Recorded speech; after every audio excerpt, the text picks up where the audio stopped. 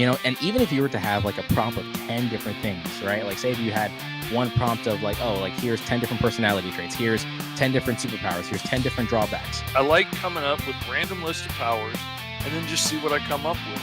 Imagine rolling just those things every single time. It's always going to vary. The possibility of that happening is, again, like a 1 in 10 chance, but it's like, it shows that there's always something else cool right around the corner that we can come up with, because there's no end to the prompts. There's no end to what we can roll up. Now we're going to be officially rolling for superpowers. This is usually the make or break.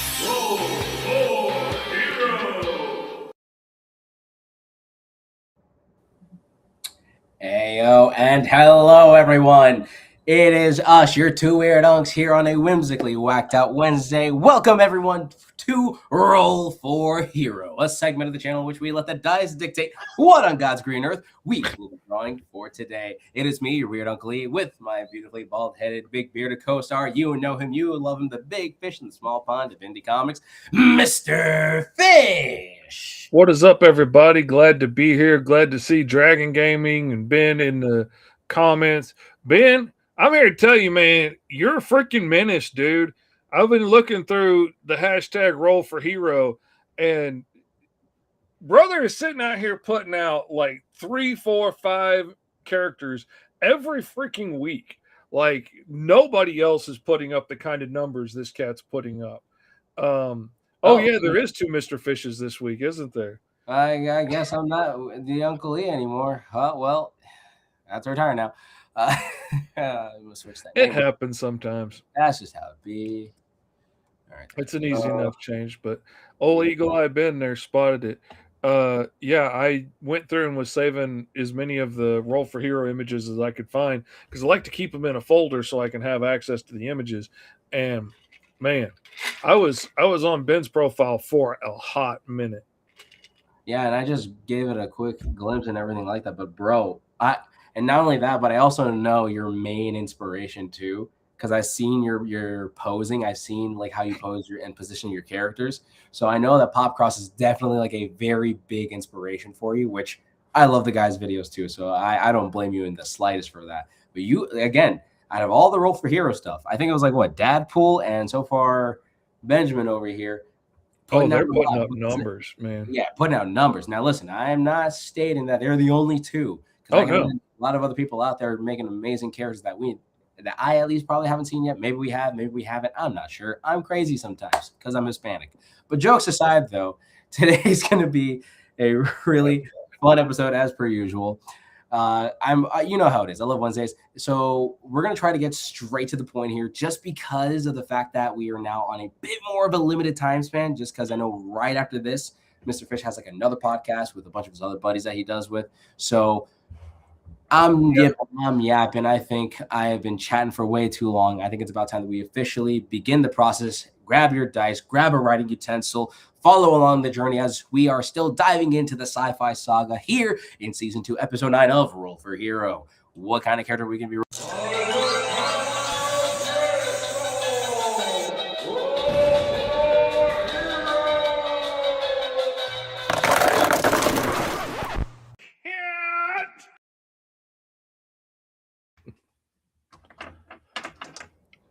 Let's get to it. Sorry, I'm still talking too much. My Lord. Anyways, funnily enough, now that I saw that, now that you kind of use the He-Man and stuff like that, it reminds me of the trailer that I actually saw for the He-Man movie. Dude. Like, and when I saw when I saw freaking Skeletor, I'm like, oh yeah. Oh, okay, now I see why. Man, like Fisto and Spikor and all the other characters in the background, like you catch glimpses of like Mechanic and all these other stuff and Ram Man and stuff in the background. It's gonna be cool. It's gonna be cool. I have a couple little nitpicky beefs, but it's gonna be neat. Okay, let's get on to the tables. I made up a couple of new tables today just to keep it interesting. I posted them on Instagram and Facebook. There is actually a link in the description to the new tables that I put out today if you want to follow the links there. The first thing we're going to do is roll for our race. Now, my question to you, Esteban, is do we want to roll up our own individual things this week, or do we want to do the same prompt and see what we get? I feel like it would be interesting if we rolled up a different race, and then we'll probably go off of you know what? This is actually a really good point. Because we had two amazing characters that we started off with Jupiter Jack and Meteor Mandy, because we went off the same prompt. I think this would be a fun one if we kind of went separate. That's what I'm thinking, because we did them off the same prompt last time. I'd like to see where we get with two different original ones this time. So, all right.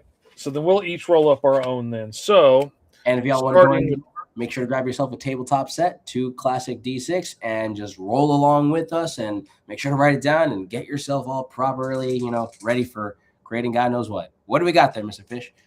All right, the first one is going to be our race, which we've got superhuman, alien, android, and elemental being a human-alien hybrid or a robot. 1d6. See what we get. I got, okay, first time I got an android. There you go. And then also Jordan over here is like, could you guys do a city level hero at some point? Trust me, we would love to.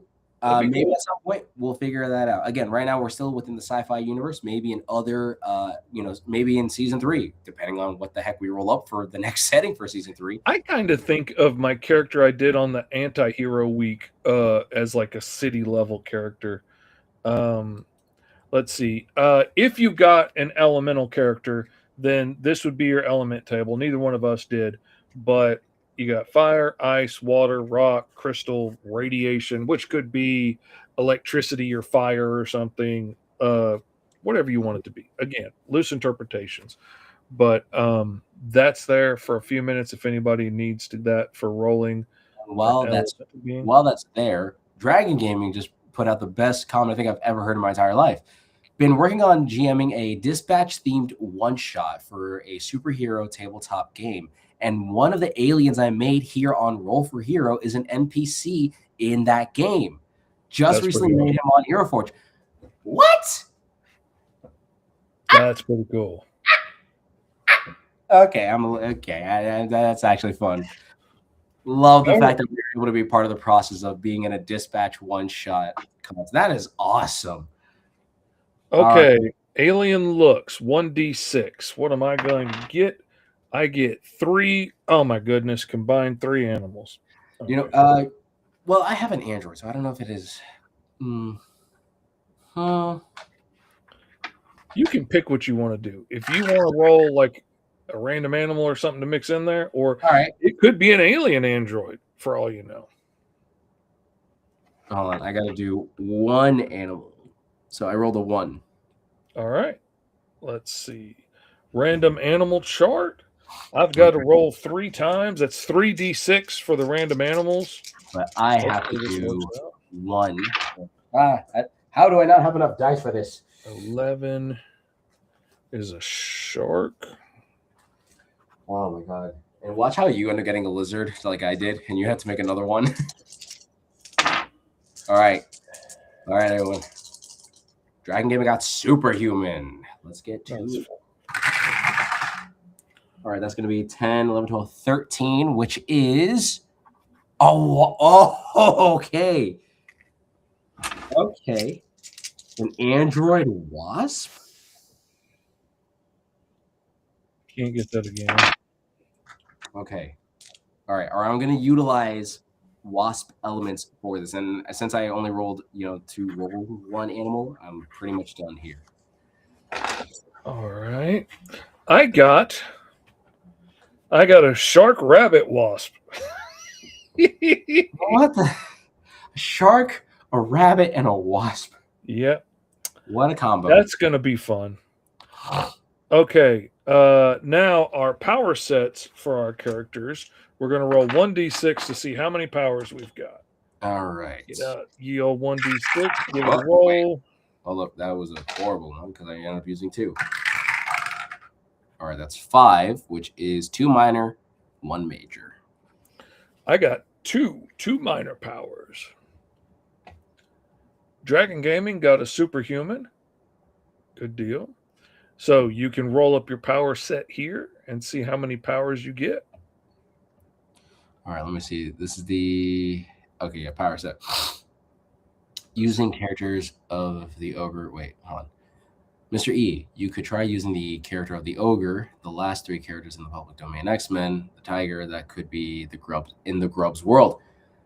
That is not a bad idea. I actually love that concept. And not only that, I am actually like I'm in a good chunk of the within book 1 of the grub. I actually had to get some old pages that I was gonna scrap and then brought it back, added newer pages to kind of help enhance the fun overall plot of it all. I was gonna scrap it. I was gonna really, but then I was like, you know what? This fight with the kaiju that I had in the first issue was like way too short. I gotta just make it a little bit more fun.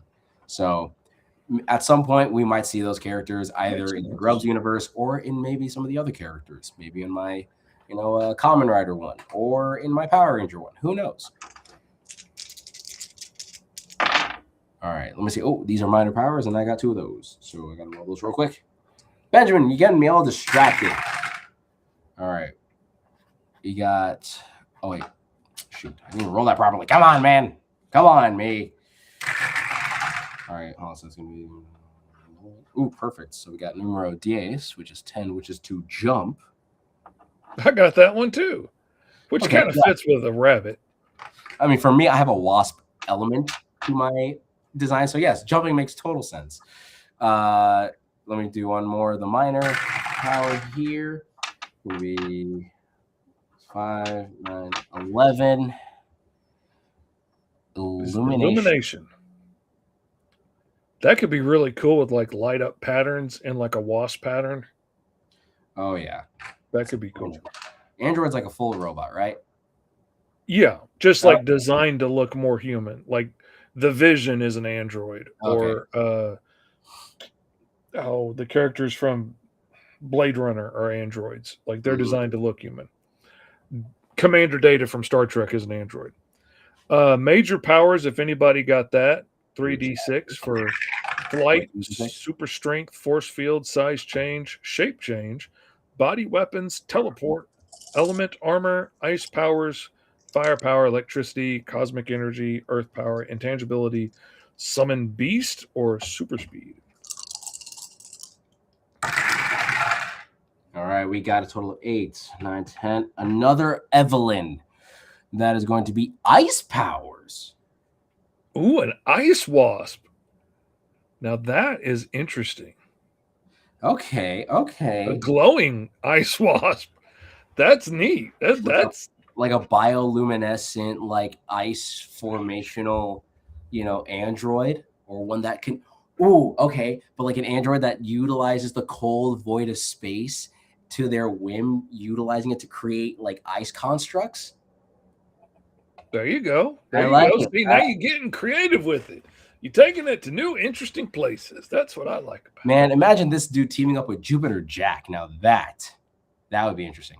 Getting to see Jupiter Jack, Meteor Mandy. That's another thing too. I had to, for me, because of Jupiter Jack and Meteor Mandy, like they kind of helped me keep up with the retro fun style for this, which is why I also love this so much.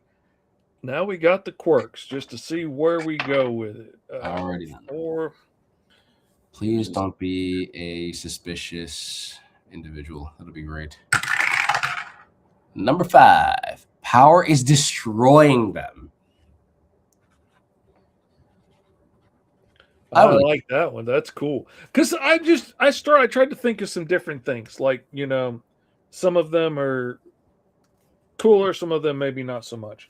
And you can take it or leave it. But I like the idea of like the more I use my power, the more it's damaging me. How far am I willing to go to save people? Like that was what was going on in my head. You can do whatever you want with it. I also liked eventually the powers will never turn off. That one I really liked. I kind of wanted that one because like that could get really interesting. Yeah. And like if you were say oh gosh, what's the kid's name that turns into Shazam? Billy Batson. Yeah, if you're Billy Batson and like every time you turn into Shazam, it gets harder and harder to turn back. And eventually you will never turn back and you will just be Shazam, who is a mystical being. And eventually, like, you will just be a part of him like Dr. Fate and you will be no more. And then somebody else will become Shazam someday and be in control. Like the thought of like disappearing into this thing. Oh, that was fascinating. Oh, Dragon Gaming also got illumination and ice powers. But you didn't get jump. Jump. All right. Anything else? So, oh god, that's like, again, that's always, these are always fun optional ones too. The quirk one is always an optional one. I feel like, and you can take it or leave it, or pick one you like, or whatever you want to do. It's just to inspire creativity. That's all. Yeah. Android could have powers built into it. Plus, the character of Mr. E could be a member of the Cosmic Coalition, and the character of Mr. Fish Rolls could be on the Dark Matter Coalition. What? I mean, we're going for heroes this time around. Yeah, probably more like fun side. So we don't have to be necessarily straight-laced hero. Like that's, yeah, they could always be like one of those, kind of like a Han Solo roguish kind of a hero, third party, doesn't really associate with either the one side or the other, but definitely wouldn't want to team up with the bad guy side for sure. So, okay. And that's most about it. All right. So now we're diving right in. So a wasp-based android. Shark, rabbit, wasp. Oh boy. Mine uses an ancient weapon. An ancient weapon. That could, it'd be really crazy if there was like mine too. Imagine if there was a planet that was the ancient weapon and you just haul it around you in the cosmos. That would be insane. All right. So we got to get a generalistic vibe here. Let me see. Something with wasp in it. All right. I mean, it's not. I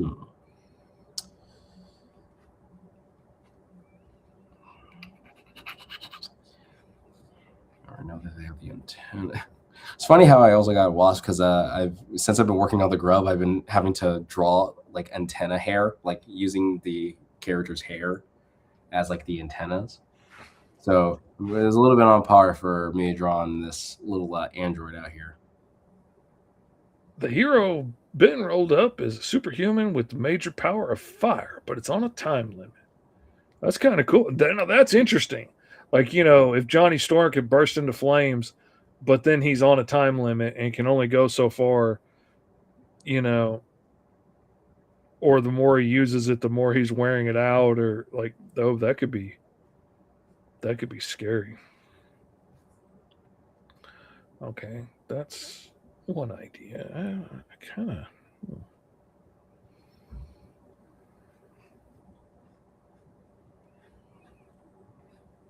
I like the idea of here. Maybe if I.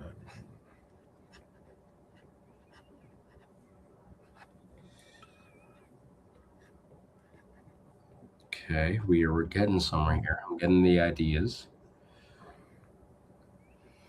Well, Mr. Fish, you can use any of shark. You can use any time of shark for the alien. Any type of shark, because Benjamin here said time. I think he meant to say type. Kind of like how I used the hammerhead for that one shopkeep that I did. Maybe you could try utilizing kind of shark.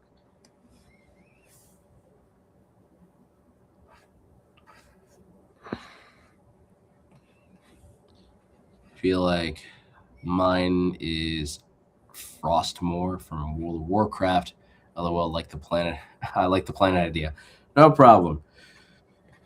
You're welcome. I just thought that was crazy because it reminded me of the Green Lantern that is a planet. I just thought it would be funny to just do like a whole thing. Kyron says R4H.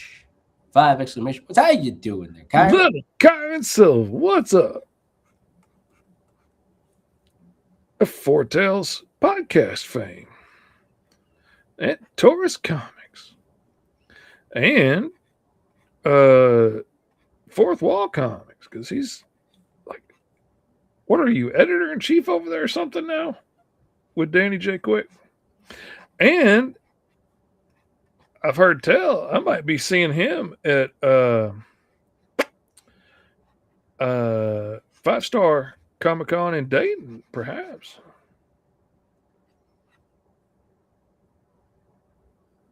And special guest 5-Star Comic-Con. That's my man right there. Looking forward to seeing old Kyron. Kicking him squarely in the pants.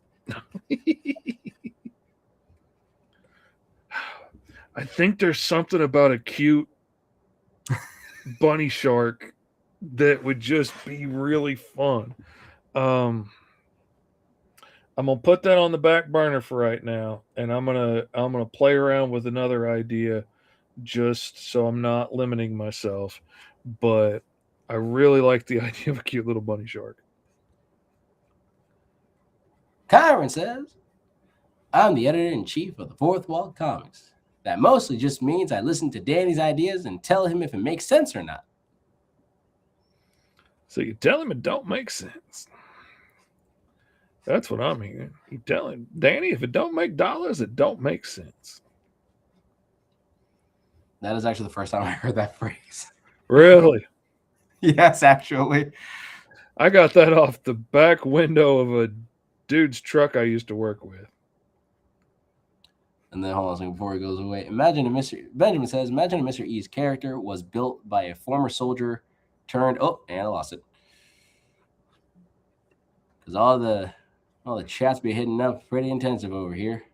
Got a very active chat. Can I go down? Bunny shark. That's what I did a couple of weeks ago, says Dadpool. Kyron also lets him cry and complain when things don't work out. Also be cool to see the world of the Unbeatables and Green Zone fused. Oh, that would be the day. Let's see. What did Benjamin say a second ago? All right, here we go. Imagine Mr. E's character was built by a former soldier turned scientist of the Cosmic Coalition. There we go. Well, that's a pretty cool idea. Definitely had a thing for wasps then, or some variation of insects, because I'm still trying to play up to that bug idea.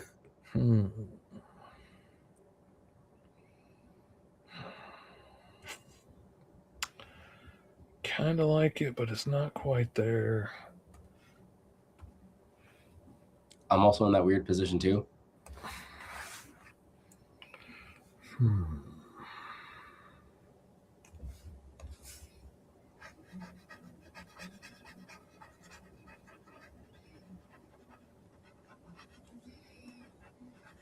Trying to, for as many bug-themed heroes, there are some times where I just can't draw bug-themed things.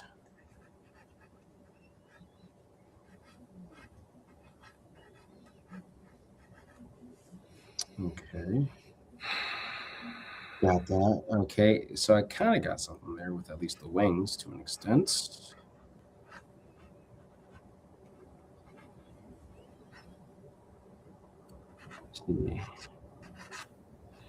Would be cool if one of the arms was built like a wasp butt and stinger that shot the ice. Okay, see, now that's thinking. That's thinking. Because I clearly wasn't doing that. Because I was just going to give him the entire wasp butt portion of it, and low-key, I was what I was actually kind of thinking about? Low-key Waspinator, weirdly enough. Like, when I thought of that, I thought of the Waspinator from, like, freaking Beast Wars. That show definitely existed before I was born, but thankfully I was able to watch reruns on Netflix. So, a lot of shows existed before you were born. I saw them. You were there. Don't recite the ancient tomes, for I was there when they were written. I was at least there when they were first in reruns. I can only say that they were in reruns on Netflix before the chaos of the streaming wars. I remember the days before the streaming wars. I remember the days when we begged for the opportunity to be able to get things separately. Oh, little did we know what we were asking for. And I remember when Netflix actually used to give out CDs or like DVDs as like part of the rental thing. If like the movie wasn't on the streaming service, it was like you could get it as a DVD. Oh yeah. Man, imagine me as a kid. Like I was ecstatic. I was in shock that you were able to watch a full movie on the iPod. And I'm talking early day Mac, iPods too. Anyways, Mr. Fish character is the bunny from Monty Python Holy Grail.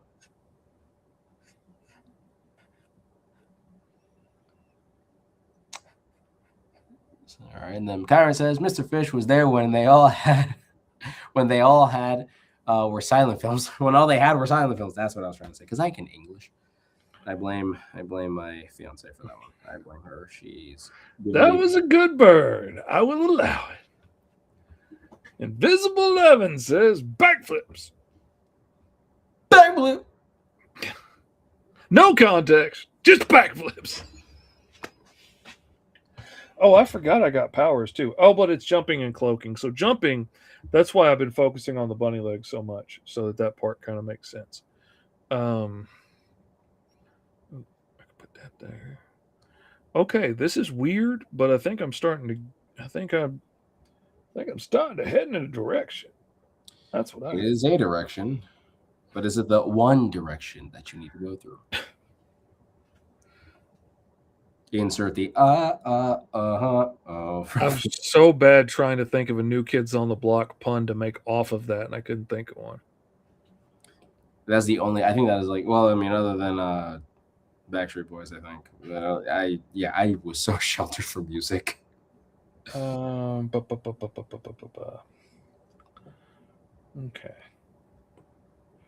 So cloaking.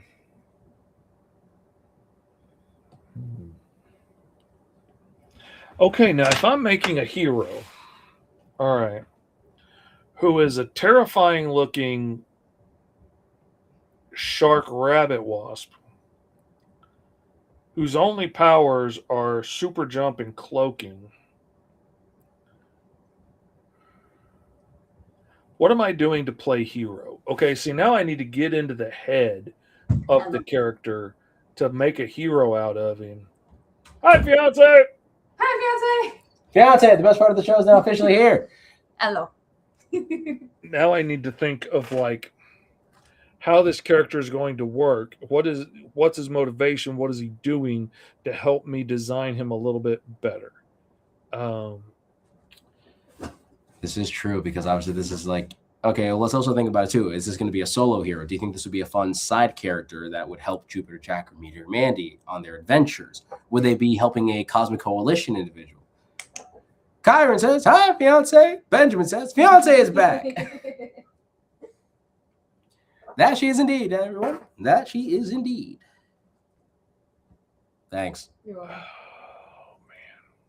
Okay. Actually, Because my first instinct is to just go like terrifying shark bug monster, but that doesn't really inspire hero. But then in a world full of aliens and whatnot, what's to say, I mean, I like the idea of the bunny legs, and you could probably use the shark body, like use the shark body. The bunny legs and arms, I think, are a really good way to kind of bring in that cute factor of like, maybe they're a speedy little kind of a character or something like that.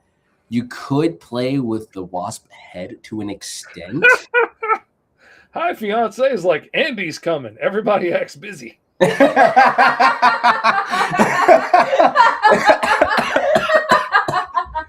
got me dying over here.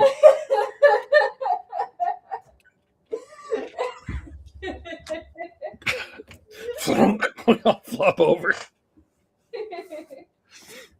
You know what? I might as well also have the opportunity. I thought you were ready. No, I showed Mr. Fishes. I didn't show the entire group this. So for those y'all got to see this. This is awesome. So for those that do, or for those that don't, Markiplier is making a movie called Iron Lung, and he actually made the Bucket STL files free to apprehend. So anyone who has a 3D printer can, make it for themselves. All right, fiance wants to show. Ready? 3, 2, 1. Ta-da! 3D That printed, is so gross. painted, And coated with resin. food grade resin in the off chance. Yeah, food grade resin, just in case. Just in case you eat off of it. Yeah. Little Kyron Silva says it's dope. I even made little earrings. Wait, actually, hold on. Show and tell from fiance. I really like this body shape, but it doesn't really scream out hero to me. Oh, that's crazy. Those are neat. Good job. Fiance is really figuring out your Christmas present there. Honestly, no, I even told her at this point, she just More for for me than it is for him. Honestly, I'm just like, Oh, I bought trust her me, a I bought $300 my wife a Lego cricket, Dungeons and I'm the Dragons only one that's set. ever used it. No, it's like I bought her a Lego Dungeons and Dragons set. That's $300 as it was, and she basically bought herself the 3D printer. I just wanted it because I'm like, it'd be dope to have it. Good things. I need to start sending fiance all the cool 3D printer videos I see instead of sending them to you. I actually been kind of showing her some of the stuff that you've been sending me, so she's been getting them. She's been getting them. All right. Anyways, Jordan says, "What if you make the shark, rabbit, wasp hero like a metamorpho from DC? So like each segment." I kind of like that idea too. That's a crazy idea, but I like that. That's something I haven't ever thought of doing before. Something that I was actually going to mention too is like I feel like this kind of character, because we never really decided the sentience that it had, right? This I feel like would be like a creature that maybe the Cosmic Coalition has tried to utilize on planets that are still in their like barbaric phases or something like that. Maybe they didn't develop enough of like higher end technology, so to kind of partake in being in the world, they try to claim themselves as something or other. I don't know. That's just my opinion. Nobody asked for. Anyways, Amy says, "Could you guys check out the things that I draw for you guys on your community?" Or draw. I'm assuming draw. Sorry about that. Yeah, give me 1 second here. I got it. I got everything pulled up that I found today. Let's see. There was this one from, I can't remember whose account this was. I would have saved it in the name. I don't remember whose account that was. I think it was Comics something. Comics Crusader or something. I can't remember. I'd have to go back and look. But I did find that one in there. That's one of Dadpool's, Scalian. Dadpool's, Dr. Dino from Dadpool. Some of Dadpool's early work is Bear Trap that he did. It came out epic. And then my version of Bear Trap, because I just got inspired and had to play around with the idea because I didn't have paying work to do or anything. Here's some Cyber Comics designs there. That I believe we saw these ones last week, but still cool to look through. Okay, I've kind of seen the one previous. I think I've seen some like some of the shorts from this particular creator. Really, really good stuff. Love the detail on that too. And more Dadpool's right there. This is the one he came up with the other day that I never showed. Cog the Bounty Hunter, because it's part car, part dog. Because he got like cyborg, a robot animal has a cool car, so he made it into a transformer, which I thought was a cool idea. And then we got some of Ben Art stuff. Now there's a lot of Ben Art stuff here because he's been whipping out the drawings. Got the Christmas ones. A lot of these I managed to save the names for. It gets down into here. There was so many that I was looking through today from the past couple of weeks that I couldn't save all the names. So they're just numbered. All right. Emmett says that he sent them on the community. So if I refresh it, I should see them there. All right. Let me go there and check in a second. I'm going to go through all the bin arts here that I found today and added into the group. I love the colors on this one. I just absolutely love. I actually really like the colors on that one too. That one's a really cool one. And again, that's where I see a lot. And that's where I also see a lot of the Pop Cross Studios like art style kind of really coming through. Great eye for design. Great color choices. And it's the fact that the one thing I also like too is the fact that you are doing those things traditionally. Mm-hmm. So again, you're really challenging yourself because once the colors are there, you can't do anything about it. Dude, unless you could. That one in particular, that one is a really fun one too. If I was to redraw, that would be a really cool one to do. I like this one, like mid-transformation and stuff. That came out cool. Yeah, that's awesome. All right, hold on. Dragon Gaming says, here's my idea, calling them Cold Star. They get their powers from an ancient weapon made of ice from a celestial made from a celestial body called a cold star, which is the exact opposite of a normal star, which is true because stars are burning hot. How about Blizzard Bug as a name? That's a pretty fun one. Channel Blizzard Bug. community. Or okay, wait, I love that. Okay. Okay. Yeah, those weren't there a minute ago. But what about? And again, I don't know if it could work, but Blizzard, you know, like Buzz, Blizzard, but yeah, I tried. Yeah, there's some detail there. That is insanity. Mm-hmm. What are your thoughts on Superman is gonna be That's really Homelander and DCKO? Ooh. Sorry. No, you're good. Is it this No, it's just my throat. marker? It's me recovering. Yeah, because this Sharpie was. Oh, Kind of figured as much. Okay. The mech armor guy is actually the son of the one of my characters that rolled up. Ooh, fun. Anywho, yeah, these are great designs, Kyron. Kyron, so you gotta get your artist friends to partake in being on Roll for Hero. You know, segment of the channel where we let the dice dictate what on God's green earth we're gonna be drawing for that session. And you know, you just grab them on in here. Because I said so, anyways. Alrighty then. All right, I'm really trying my best because now that we are under a Fish is the only artist friend. Come on, Kyron. Kyron's a talented artist. He had people outbidding me for his stuff on Mog and Mel one week. So don't let Kyron lie to you. Kyron's a fibber from way back. He is the fib from outer space. And if anyone actually got that reference, thank you. All right. Yeah, I checked the community it was a couple hours ago, but it hadn't shown up yet. But thank you for asking me to refresh that so I could see him. Thank you very much. All right.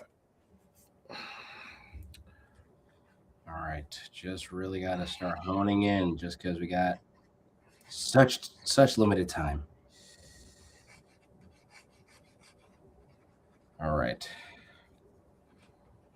You know, this actually reminds me of a live I did a while back on one of my. Kyron, you got it. He got the reference. I don't know the reference though. Oh, I haven't seen VeggieTales in so long. I had pastors for parents. Pokemon wasn't allowed. VeggieTales was in. I'm not even lying when I say this. This would be one of the funniest clips ever, because I see you always mention me in a bunch of clips. This is the funniest one. Literally, the reason why I began my journey into being an artist was because of a CGI cucumber with plungers for ears. Just putting that out there.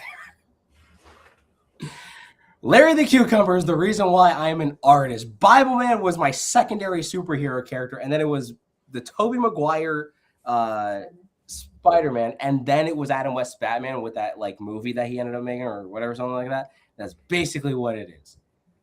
So glad Kyron got that reference. Did you ever watch what was it, Bible Man growing up? Yes. I went to a live show as a kid. Because I know my kids saw some of it.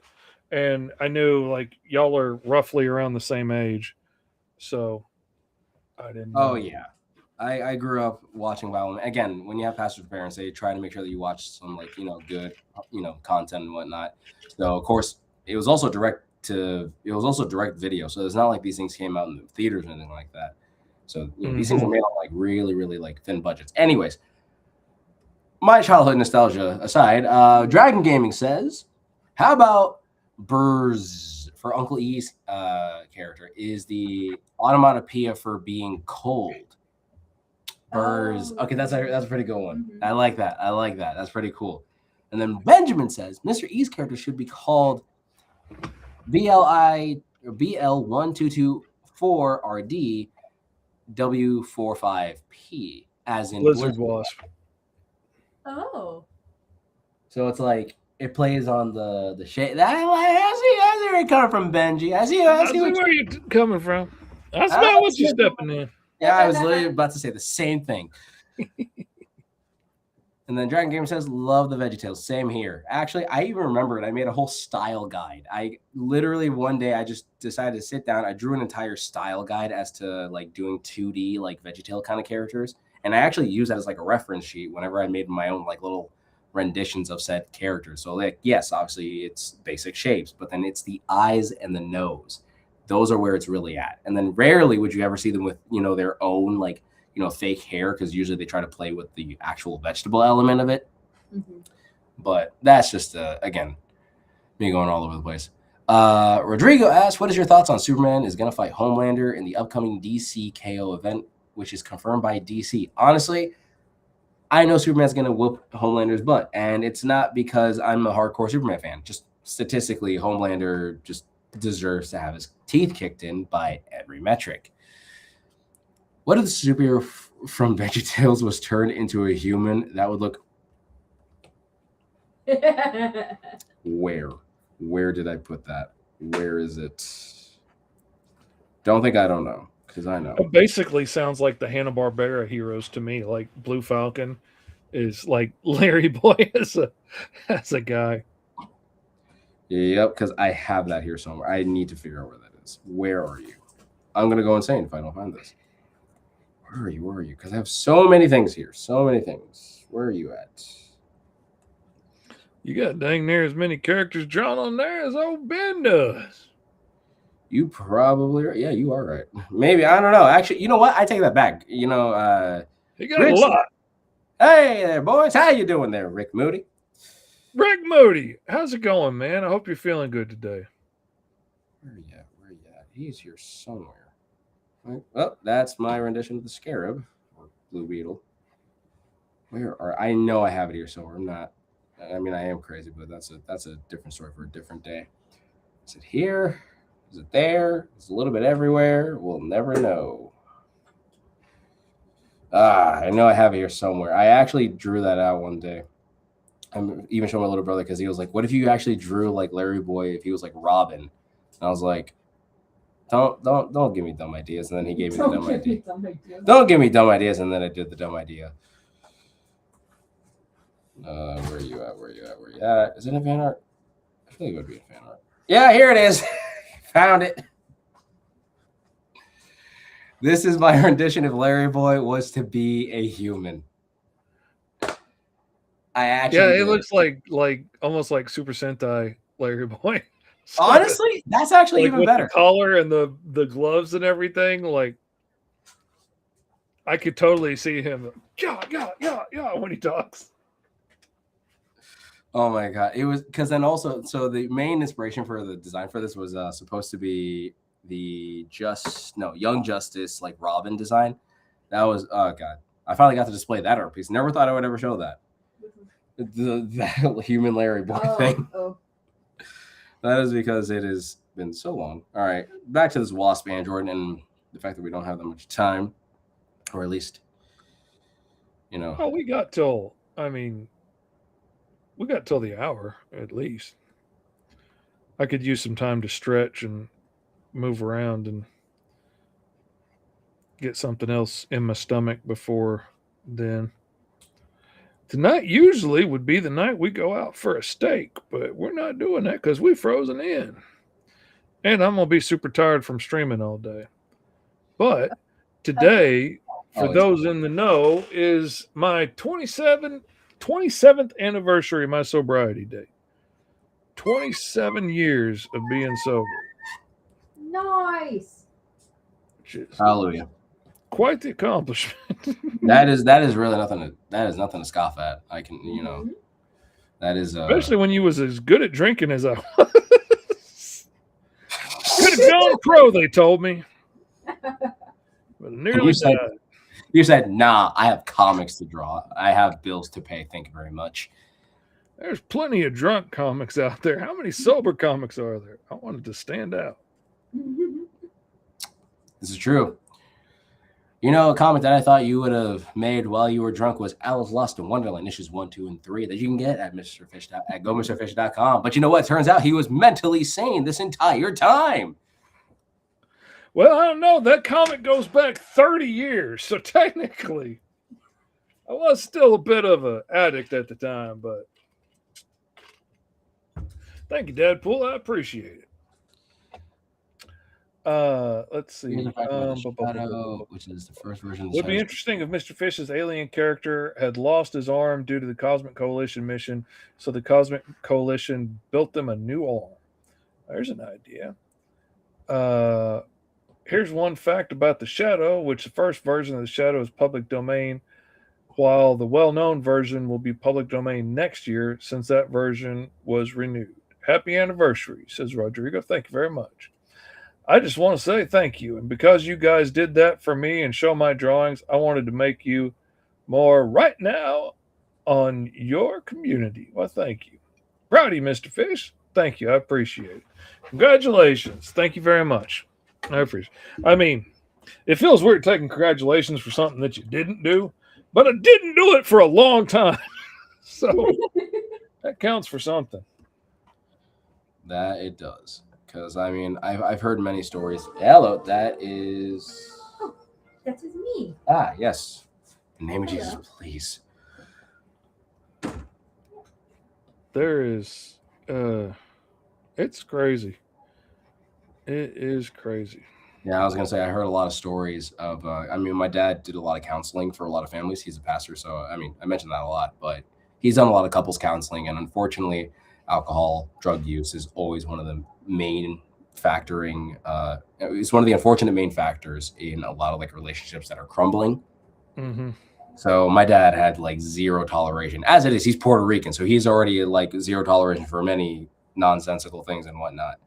And my dad always states like, if I smell it on you, you're sleeping in your car, don't even bother coming back to the house. Like, my dad has zero toleration for that. So I mean, for good reason, because it also killed his dad, you know, and he doesn't want that to kind of happen again, ever, actually, for that matter.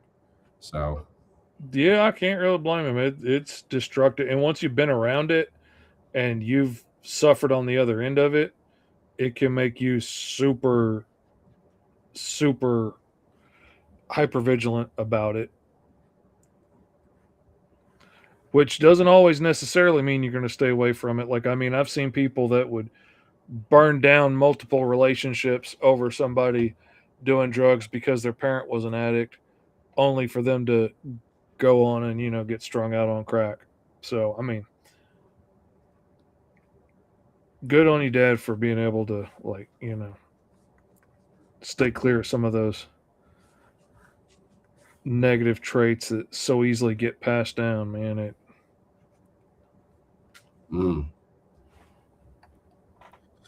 But I always say, like, a lot of us go through a lot of heavy stuff, and sometimes going through trauma, you know, breaks you in such a way that it makes you dangerous to those around you, like breaking a glass bottle. It could shatter into nothing and just be completely broken, like some people are after trauma. It could get shattered and turn into a weapon that, you know, hurts everybody around them.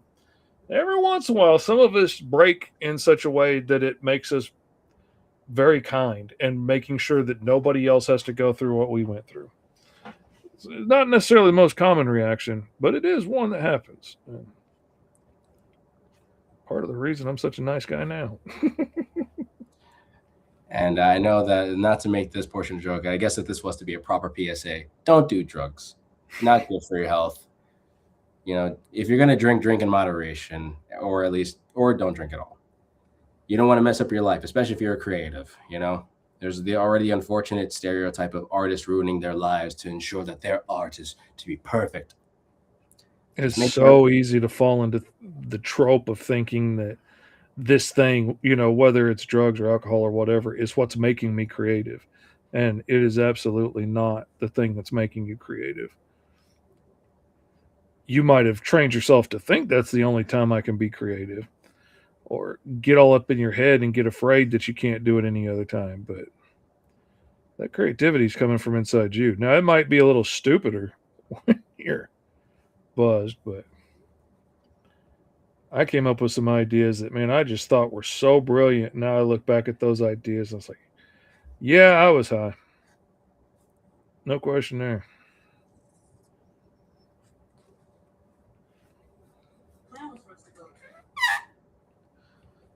All right.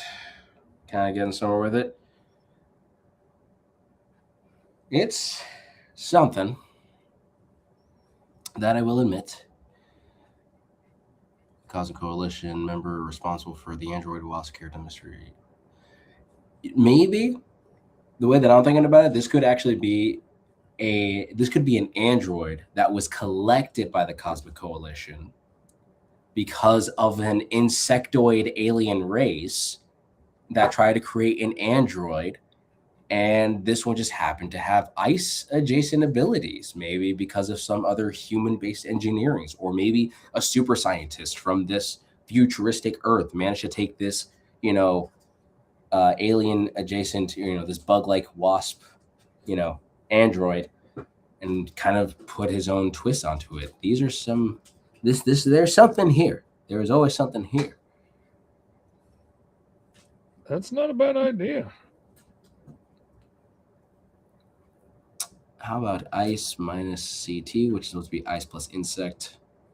There's isect, but that sounds wrong by like every metric. I did like the one that Benjamin put out there where it's like, Blizzard Wasp, but like it's all spelled in numbers, and I like that one. I like that one. Blizzard Wasp, but like spelled like if it was like an R2D2 thing. Yeah, that's why I did Mr. Big that way. It's like MRB1G for like Milner Robotics Bear first generation. Because I had to make it make sense. So I had to think it out way too far. Because, what else am I going to do? Okay, you know what? This dude needs some kind of clothes. So, I mean, I'm kind of giving him the Jupiter Jack treatment on my end over here, just giving him the Cosmic Coalition uniform, I guess.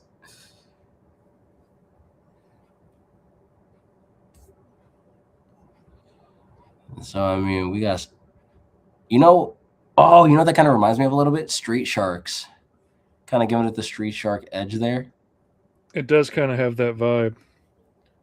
But then, I mean, you put I forget. My quick keys aren't set up the same way on this tablet as they are in the other room.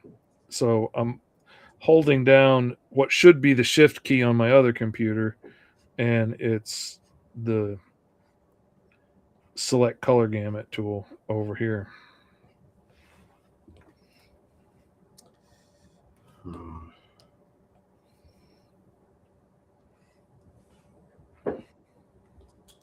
I know there's some comic creator out there there's some indie comic production creating a book called like Shark Force.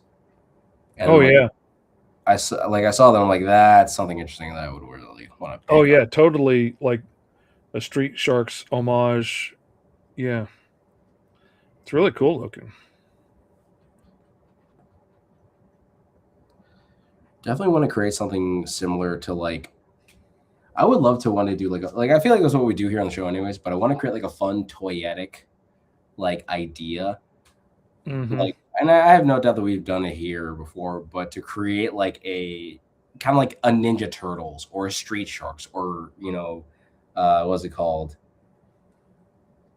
The Space Bikers Mice from Mars. Oh yeah, the Biker Mice from Mars, which are all knockoffs of the Ninja Turtles.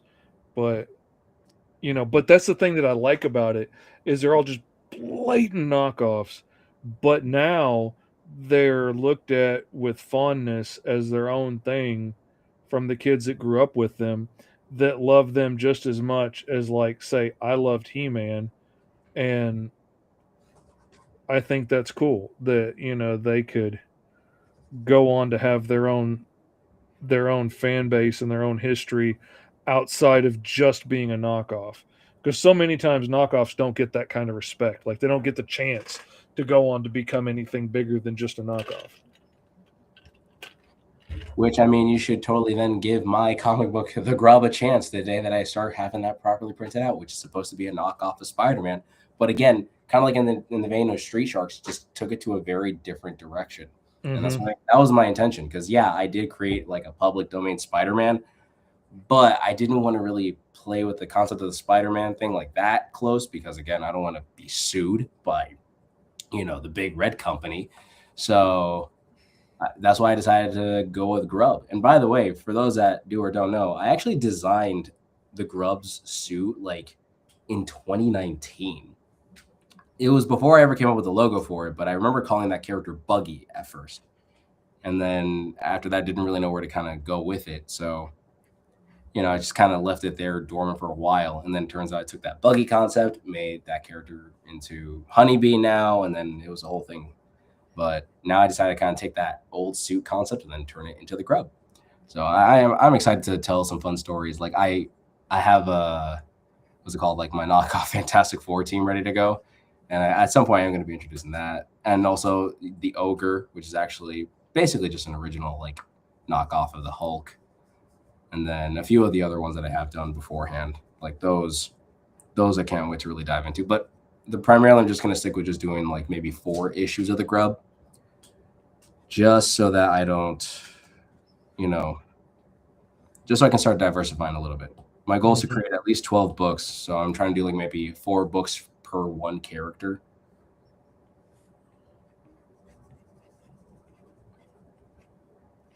And hopefully it'll teach me to like, hopefully this experience for this year is to really get me out of my comfort zone, really just start making messy pages and whatnot, because I'm trying to beat the perfectionist out of me. That is a hard thing to do sometimes. Because realistically, when you read a comic book, you're only looking at that thing for at minimum, maybe like a minute. Because if you're trying to like read the actual wordings and then play along with the images to an extent, you're not really looking at that, that page for a very, very long time. And that's something that's one thing by little Kyron Silva, like Saw the Lightning Wielder was one of the first books I think that I backed on Kickstarter. And one of the things that really impressed me about it was the artist that he was using in the first issue walked the line really well between like making the backgrounds clear and understandable, but not wasting a whole lot of time on things that honestly people aren't going to spend a whole lot of time looking at. And the buildings were like really simply done, but they read as clear buildings. You knew what was what and where it was. And it really stood out to me that I was overthinking a lot of stuff and making it way harder than it had to be, trying to draw every brick in the building and, trying to draw unique architecture every single time. And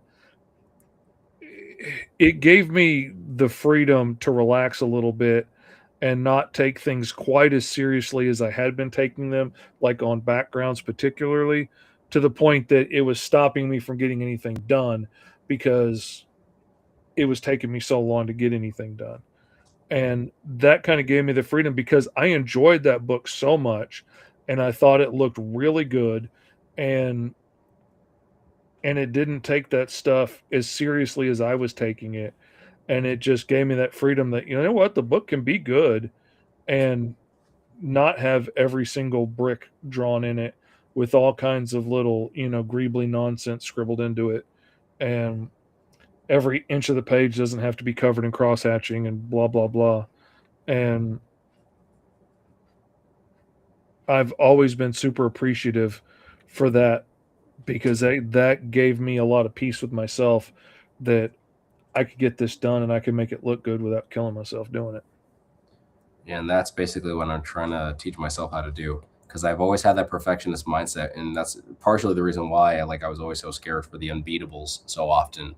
So instead of I wanted to kind of give myself at least just to have fun with it, just to really just not give it that intensive level of my goal is that I want to try to create a book within a month, and I don't care how the pages look in terms of it being, look, if it's readable, if you can see what the characters are doing, if you can see how they're emoting, then you kind of got the point across. You kind of got what you need to. You got what you need to get done. Mm-hmm. Well, and that, you'll get so much more experience with storytelling and page layout and stuff if you're not just super nitpicking over every expression and every little hand on every page. I mean, you want to do good work and you want it to be clear and whatnot, but there's a lot to be said for just getting it done and having something out there rather than being the guy that had a whole lot of ideas but never did any of them. And far too many people end up being that guy. And I was that guy forever. I was that guy that was focused on all the potential I had, but I didn't have anything to my name that I could show anybody that said I could actually finish the thing. And, you know, it wasn't until I actually started just doing it and knocking them out that I got there. And now I've got like 120 something books. I need to do a recount. You have so many books that you actually have to recount. That's when you know you have a relatively successful like line of like creating something like that. Is that you have to go back and recount just to reassure yourself that you are. Like I'm not 100% sure if I'm on 121 or 123. I don't know. I need to go back and recount. I keep a running total in a note on my phone, and I update it every so often. Usually after one of my Kickstarters, I will go through and like tally up all the money the Kickstarters I've worked on have made and add all those books to my tally and everything. So I make sure to go back and check it every few months, but I haven't done that in a while. All right, hold on a second. We got a few of these awesome comments here. We got Benjamin saying, imagine if there was a variant of the grub in the green zone, a variant of Jupiter Jack's, a variant in Jupiter Jack's world, and a variant in the Birds of a Feather world, and a variant in Oak Fang's world. So basically, like, imagine if the grub existed in all those other universes that we created. I mean, obviously in your universe, my universe, and then of course, like the ones that we developed here on Roll for Hero. That would be interesting to really see. And then we have. Oh man, that would be. Speaking of really cool ideas, freaking me and Dadpool were talking the other day and came up with a really cool story idea. It was really good. I wanted to message you about it, but I knew if I did, I'd be stuck talking to you for hours about it because I get so excited that, and I wasn't feeling the greatest because I gave myself a concussion. So I didn't do that. But it's a cool idea. I'll have to tell you about it later on. And then we got Dragon Gamer saying, "What if the android wants to use cold fusion to create his ice, but weakens the metal body?" Okay, I see. Oh, that would see now. That's an interesting way to do the monkey spa of it. Like, you know, the more he uses his ice powers to the extreme, the more he's wearing out his metal body with the stress of that. That's a cool idea. That is actually a really interesting part that I think we could dive into. Honestly, I'm not really sure how I'm vibing with it, but it's something better than nothing. Just trying to go with the flow, trying to see where this goes. Because I was really trying to play with that Wasp element, and I kind of feel like I just made a really weird rendition of Waspinator. Waspinator? It's a Transformer character from the 90s. Waspinator terrorize! As opposed to all the really cool versions of Waspinator. Was there any other cool rendition of Waspinator? I don't even know. The voice was just like, it was iconic, but like the weird kind of iconic. Not like Optimus Prime, but it was definitely not Starscream either. So it was like in that weird middle ground. That really hits deep for me, Mr. Fish. Imagine if there was a variant of Jupiter Jack in the green zone, Birds of Feather, same situation, kind of like how he was describing what if like the grub was in those situations. Imagine if Jupiter Jack, Meteor Mandy were in basically all the other universes that we developed so far. But then the android would need the body to repair a lot. Yeah, I mean, I can definitely see like, it would be fun to draw like a mechanic, probably like design, some like average mechanic character who would always have to do work on this particular android. trying to work out that one kink that'll make this like the most efficient ice wielding super powered android. To make it quit tearing him up in the process. Oh, see, that would be a whole cool like variation to it. Like, you know, having to your guy in the chair is the one that like has to repair you and rebuild you every time you damage yourself in a fight. And oh man, just imagine coming like completely beat up, but it's not your suit or your mech. It's like your body that's being destroyed every time you do this. And you know, if you use your like super blizzard blast, you're probably going to blow the end of your arm off. But you know, oh, that would be so cool. Kate Stringer 2.0 says, are you doing your own version of Pokemon, Dragon Ball Z, or Pat Dugan?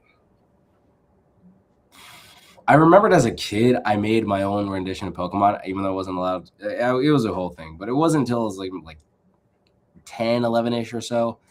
I tried making my own like Pokemon concept, and I called it Mutomon. It was like mutation monsters or something like that. So you would take like monsters, and then you would basically like have them already more mutated as it was. It wasn't a really clear concept. Mutomon, mutated monsters, Mutomon are the champions. See, there we go. Franchise right there. Dragon Ball Z. I did. Here's a fun fact. I don't think if I mentioned it on the show, then great. But if I haven't, I think this might be the first time. I could be wrong. But for the fiance's birthday, I believe it was your 18th birthday, or no? Or was it your? I don't remember. I remember I gave you an entire box of like Stitch memorabilia, and then issue number 1 of Tough Love. Were we still in school? No. I was still in school. You weren't. So if it was my senior year, then yeah, 18. That's so yeah, it had to be your 18. Yeah. It is documented somewhere. I literally made a full-blown comic book, and I called it Tough Love, and it was literally a battle between me and her to see who loved each other the most. It was. I don't even know where it is. Oh, I remember you telling me about that. I know where it is. Because I still got it. Of course she does. Fiance knows all. It only tells you about half of it. Like also keep his AI in storage on a powerful computer to place in whenever the android body needs to get rebuilt. But then this leads to the question, does then the mechanic just need to create a newer body in order for that to happen? Yeah, there it is. Tough Love number 1. There you go. I basically used a lot of like DBZ inspiration. My God, it's still in the friggin' packaging that I gave it to you. And on the packaging, it still says, "Happy birthday, BB." Oh my Lord, it feels like I'm holding on to an ancient relic here. Oh yeah. Be sure you get your white gloves out. I know, right? Full blown comic pages. Crazy part, also made with a 4-color pen. Got the whole dialogue and everything. Look at that. And that's drawn at size too, isn't it? Pretty much. I literally drew on this exact paper. That's crazy. Look at that, even doing my own command. Oh, that's pretty cool. Man. Yeah, I remember when back before I realized I could shrink stuff down and make it look so much cooler. And I drew so many little really cruddy comics on paper like that in like middle school and stuff. Everybody had their backs turned. Everybody had their hands in their pockets and like hoods pulled up and stuff because I didn't want to draw heads and faces and hands. As one creator does. I mean, Lord knows I've probably done that millions of times. Yeah, that's the number one thing I always push new young creators to do is do the hard thing. Do the thing you're avoiding doing and like draw those hands or the head or put that background in 3-point perspective. Quit using the excuses not to. You're working harder avoiding it than you would do just doing it. Just do it, and then you'll learn to draw it, and it won't be scary anymore. Great. Oh, I can so work with these colors. honestly, you should do an updated version of that comic for. If you don't do that for our wedding, I'm gonna hurt you. But it's only in a couple of, not a couple of days, but it is close. Let's see, 58 days to be exact. 58 days till I do. Dum dum dum. Philip Walter says, hello there, Esteban and Mr. Fish. Sorry for being late to this live stream event. Anyways, I just wanted to say that these designs you're creating are freaking amazing. Thank you, Philip Walters. Glad you're able to partake in being in this amazing show. Benjamin goes, well, the engineer for the android would probably need to use tech from the planet that deals with the cold. I mean, true, but then this would actually give leeway to probably having to work with Mrs. Claus and Santa Claus from our sci-fi. Oh, yeah. Oh, that would be interesting. And like, do they have a good working relationship, or do you have to use like the underground elf railroad to get stuff out? Because Mrs. Claus has a bounty on the engineer's head or something for some reason. It's like, he was supposed to be on the naughty list, but he ended up saving a quadrant of the galaxy. I was really hoping to give him code that day.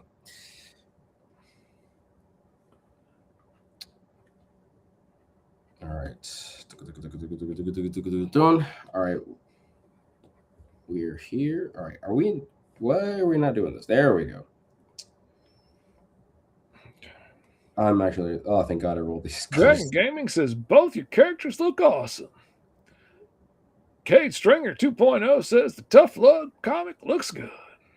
And it was not only that, I think out of all the times I've ever made a comic, I think that was the comic I worked my butt off for. Mm-hmm. I think as well you should. As I should have. As I should have. Phone it in on. But I think that book I made in the span of like, I think a week. Not even. Like a couple days? I think out of exaggeration, but maybe legitimacy, 2 days. That sounds about right. Yeah, the whole thing was done in 2 days. That was the fastest comic I've ever like worked on ever. And again, printer paper, 4-color pen, hopes and dreams. Mm-hmm. So if I can do it, you can too. I'm not going to say how much work I've gotten done in 2 days because that would be stealing your thunder, and that's not what I'm about. Listen, I think I relatively stole some thunder when talking about the cold environments and how I have it a little bit better in comparison to you. So, I mean. Oh, man. Yeah, I kind of low-key hate you a little bit right now for having nice weather while I'm still iced in the house. You see, we actually have nice weather. But I want to see snow. Yeah, we don't even have snow. We got a big pile of white ice about like that. Oh. Like, oh. My 400-plus pound self stood up on this pile of snow, and it didn't go. I didn't leave footprints. I just stood on top of it because it is some beefy ice. At least I got to see snow fall when we went to Ohio. That is true. But I didn't get to play in snow. Cries in Floridian. Places that it snows. I did talk with the promoter at the con in Michigan, and you are 100% in. And he's excited. He's a little surprised that you're going to make the trip, but he's excited to do a Roll for Hero panel for the kids. And that's how could I not? It's the one. It's going to be literally my first like convention live event, and where I get to sound super chaotic and just all over the place. When is it again? When is that? It is. My phone is my camera. I believe it's towards the end of March. I'll have to send it to you. I told you before when it was, and you said it was good, but you know. I like to believe it was because I mean we got married on March 27th, which is literally the end of. Oh, hold on a second. I can get elsewhere. And then we have our honeymoon immediately after, and we're going to be gone for a week. Let me see. I'm bad with dates, so let me see what it is real quick. And let's see. I know I can get to it somewhere. Where is it? Calendar.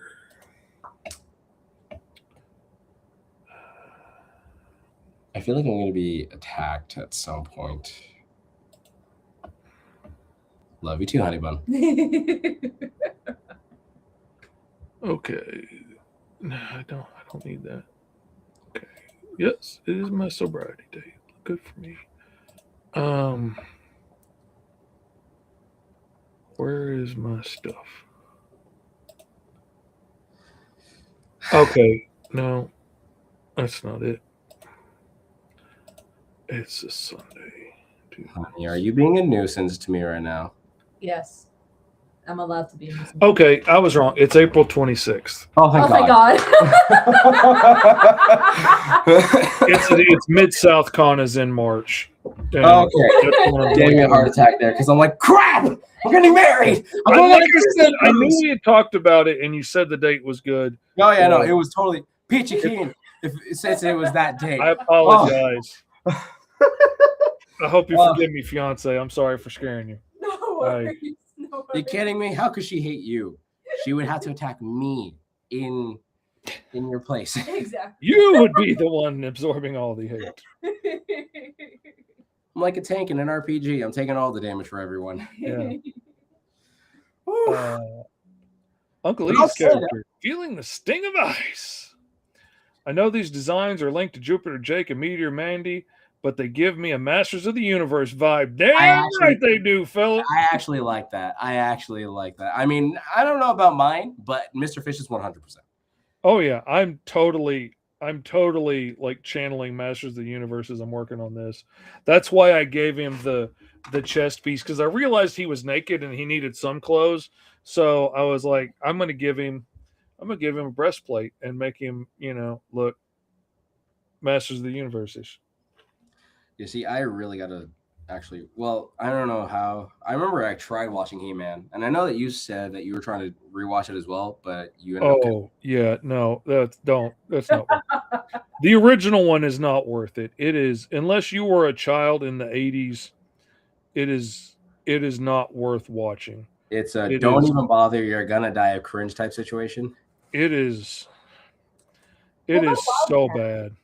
I mean, and partly like the rules were getting stricter and stricter, and they had to have, morals and all this stuff to it to not just have it be violence. The stuff that the Cartoon Network shows you grew up on didn't have to have, and Thank God. it's the kind of stuff that killed Saturday morning cartoons, because it made it so unfun that it was so hard to write around, and kids didn't want to watch it, and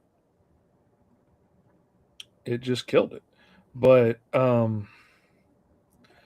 it was fun at the time. I loved it, but yeah, it's hard to watch now. I can only imagine. And it wasn't written to, like, it was written to talk down to kids a lot of the time. It wasn't written with the idea that you could, like, treat kids with respect and make something cool and just let them enjoy it. Well, you can't be a cartoon unless you've got some kind of idiotic comic relief. And, oh God, I hate the comic relief so much. Oh God. I mean, I think our fair share of cartoons also still had their comedic characters, but I think they're rather. Oh yeah, it's become a trope and it's still there, but I will gladly die on the hill of hating Orko. I know some people love him.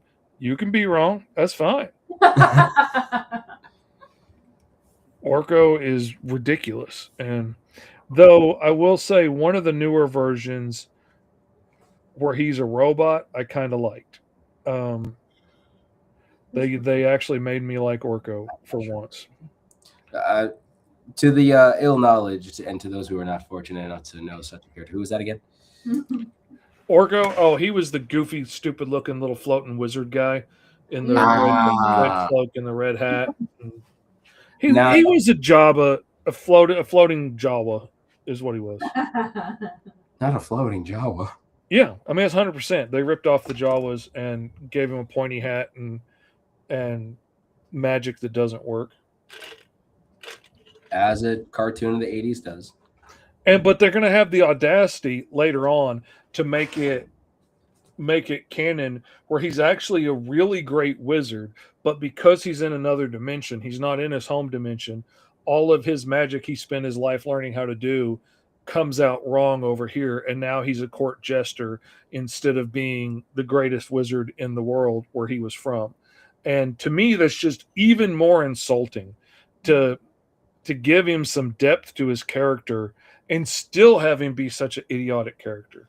Drives me nuts. But I'm hardcore anti-Orko. Dragon Gaming says, too bad, Mr. Fish. I'm currently watching the complete collection of the 80s He-Man cartoon show. I'm sorry. Deadpool says he looks like a black mage from the Final Fantasy games. I could see that. Yeah, I could see how he could be related to that. Yeah, but they came out later, and like he's straight up a ripoff of the Jawas. Speaking of Masters of the Universe, have either one of you watched the teaser trailer for the new movie? Yes. I'm over 40 years old. Are you crazy? Of course I've watched that as soon as it came out. The minute it came out, I watched it. And I loved it. I got my issues with the Castle Grayskull, I will admit. Now, anybody who's watched the show knows I built my own Castle Grayskull dice tower. I have a love of Castle Grayskull. And I am open to interpretation because Castle Grayskull has been represented in a million different ways in all the different interpretations of the show and all the different paintings and stuff before it became a show and the different comics. It always looks a little bit different. In the newer comic sense, it always looks a little different. All the cartoons have a little bit different take on it, but it always still has the same kind of vibe to it. And this castle doesn't have the same vibe. This looks like a historically accurate castle with an anatomically correct skull put on it. And it's not even green, which Gray Skull being a green castle didn't have to make sense back in the 80s. I get it. I could overlook the color, but like it's always been kind of a mutated skull that looks almost ape-like, with a really like extended brow and really big jaw sticking out and the fangs that come all the way down to the jaw bridge. And this one just doesn't have this. This looks like a perfectly human. It looks like a scan of a human skull. And to me, you miss the mark on that. And instead of having the big crown thing on top of its head, it's got this little bitty tiara going across. And it loses some of the oomph. The castle's all neat and clean. The one thing that I do like that they changed is there's all these weird little alcoves carved into the front of the castle that give it this almost, porous sponge-like texture, which is really a beautiful idea, especially with the thought of like light coming out of there would look really cool. If the rest of the castle wasn't so strict and stiff looking. But also Castle Grayskull always kind of looks like it was cobbled together, and has that creepy vibe to it. And looks like it could go evil as easily as it could go good, which was the original intention behind the story, that whoever got control of the castle would be able to take over the world and have the power. So if Skeletor won, then he'd have the power. And if, He-Man won, he'd have the power. And they changed that all with the Filmation cartoon, but still, the original He-Man in the mini comics is my favorite storyline. I guess that's the one that spurred my imagination before the cartoons got started. But I'll digress, because close enough is good enough for me. This is way better than the Dolph Lundgren movie. Oh yeah. If you take on its own accord and you don't make it a He-Man movie, is a really good movie. When you're trying to make a He-Man movie out of it, not so much. But on its own, it's a really fun, like, Flash Gordon space movie. We love a nice Flash Gordon space movie. I do. All right, and that, I feel like it needs some more color or something, but I like it. I don't know where to really take this. This is it's a direction, I will say. Oh, I see something I should do. Because I'm trying my best to incorporate a lot of those design elements to it, but I'm like, it's there. I feel like I missed the mark on this. Again, I'm really trying to compensate for. I'm really trying to like hold off for time because you got your thing coming up in the next, like probably what, like now? Yeah, I'm gonna have to get going. Yeah. So I I don't forget want about that. I get to talk about He-Man. Next thing you know, I forget about the time of day and that there's another show I got to be on here in a little bit. which you guys should totally go check out. You know, what is it that you guys talk about over there on that? All kinds of stuff, pop culture stuff. Today we're going to be talking a lot about all the movie trailers and stuff that have come out recently, and we're going to be looking at the He-Man trailer and stuff like that. So look at that. You still get to talk about He-Man. Look at you getting Oh yeah, getting all up in your nerd space there. we're always talking about the pop cultures and whatnot, and we're gonna, since we've reformatted the show to include more of this stuff from the 5-Star Comic Con, we're also going to be having a lot of the guests and stuff from the con on, for everything from like artists and stuff like Kyron Silva, that is an invited guest at 5-Star Comic Con, to Power Rangers and voice actors, and like the guy that voiced Barney and stuff like that. Are so far all of the invited guests to the con have agreed to come on the podcast ahead of time and talk about pop culture and what all's going on and talk about their careers and stuff. So it's really given an opportunity to spread the con throughout the year.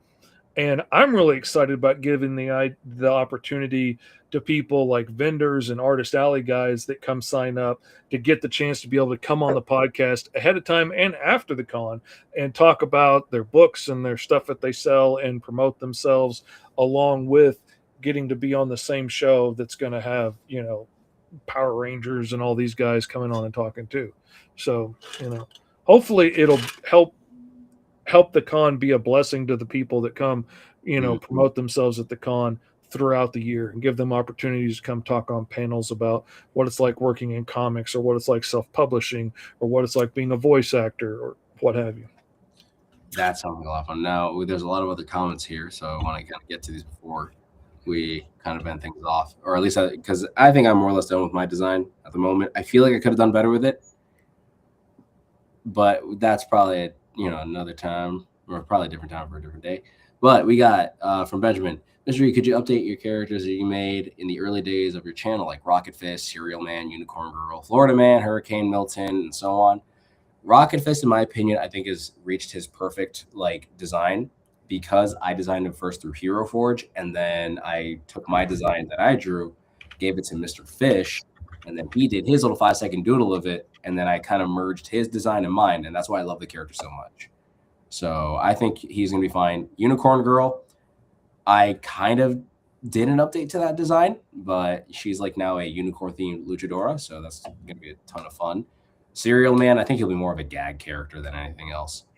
Milton is actually a D&D character I play, so that's a whole different thing. But maybe. Who knows? Also find Mr. E's character is wearing a variation of Jupiter Jacksuit. Yes, because when I think when I was saying that he wore a Cosmic Coalition outfit, I feel like this is what they probably would have. But again, I kind of chose the random colors and kind of came up with this. Again, I tried. It's a design, I will admit. I feel like I could have done better. And then we have, would be funny if there was a penguin/goose, or penguin, goose, roadrunner, or a peacock member of the Birds of a Feather. We can always design more of those. Again, we're going to have to sit down and at some point talk about the lists of worlds that we're going to have to roll up for season 3, because we don't know what we're doing for next season. We never know, because again, the whole point is just to roll and to have fun. But I'm not against those. I would actually want to do full-blown videos just designing those characters separately. But, to do it on Roll for Hero would be an awesome time. Give it more pops of gold and yellow, Mr. Fish. Mm-hmm. I agree. I think he definitely needs that. I need to put some more pieces of armor or something on him somewhere to give him a little more cohesion. I think. Yeah, I also, if anything, if there's only one reason why I would watch the classic '80s cartoon is just so I can learn how to design the way that you design characters, because that's like the one thing I'm very envious of you about, because you design characters in such like that classic '80s style where it's like that could literally be an action figure. I need that. So I just got to get to that point because I've always become so close to being anatomical and whatnot. Anyways, I may have missed this detail. This robot wasp, full body or robot with an organic brain? I'm going to say that's just fully robot because that's what usually androids are. Mm-hmm. Did you say the voice of Barney, says Deadpool? Yeah, I was trying to find the post and I was going to share it, but my browser locked up on me because I don't want to get his name wrong because I stink at names. I literally would not remember my own name if it wasn't 4 letters long. So I'm trying to find it, but I'm probably not going to find it in time because my browser is not working. I think I got my computer taxed to the limit here with everything going on. Oh, sorry about that. No, go ahead. Bender says, well, there is a YouTube artist called Kingpin Creations who does a series called Voice Actor Fusions. I've seen some of his videos. I know which one you're talking about. Basically fusing characters that share a voice actor. So like, that's Tara Strong being a good example. Like if you combine Raven, Fluttershy, and Ben 10, and then somehow manage to make something out of that. I've seen that kind of series. What if you turn Serial Man into a serial mascot in your superhero universe? Not against that. And that would actually be very funny. Have that be like a cringy Saturday morning cartoon in the background and whatnot. Like he's filming a commercial or something and the bad guys come busting through thinking he's a real hero. That could be that fun. would actually be a lot of fun. I mean, also, I think it would be really hysterical to actually make a box of like what looks like, Serial Man cereal or something like that. Oh, yeah. That would be a ton of fun. And then, of course, in the back, it would have like him looking like he's fighting off the, what's it called? The hunger monsters or something like that. Oh, that would be a ton of fun to do. There it is. Guest Duncan Brandon, 5-star Comic-Con. Would you look at that? Who does the voice for Barney and Chuck E. Cheese and all kinds of other characters. Would you want to start wrapping things up from here, given how you got a whole other podcast to be part of? Yeah, it's time to get going. And speaking of which, you could get going over to GoMrFish.com and sign up for the pre-launch page for the Green Zone trade, which is going to be launching next month. Because, in this environment, in this day and age, there's nothing more important than stopping back in a comic book. So be sure to go over there and give the Green Zone trade a follow. Yeah, I would really appreciate it. Maybe give it a share out to your friends. The trade's going to be really cool because it's going to have all kinds of extra short stories and stuff that have been published other places, and it's all going to be gathered up. There's going to be character bios for all the characters and stuff. So there's going to be lots of cool extra stuff in there. And it's going to be a director's cut where I'm editing the books and putting it all into one big long story, and I'm adding in the pages that I had to cut out to hit the book length, for each issue. So I'm getting to add in stuff that I had to cut out elsewhere. And so I'm really excited about that. But that's going to be launching early next month. So give it a follow, GoMrFish.com right there. And that's all I got. And at least on my end of things, I'm still in the process of Grub number 1. Again, I'm making these books as fast as I possibly can. I'm really trying to be the perfectionist out of me. And the goal is just to try to create at least one book a month.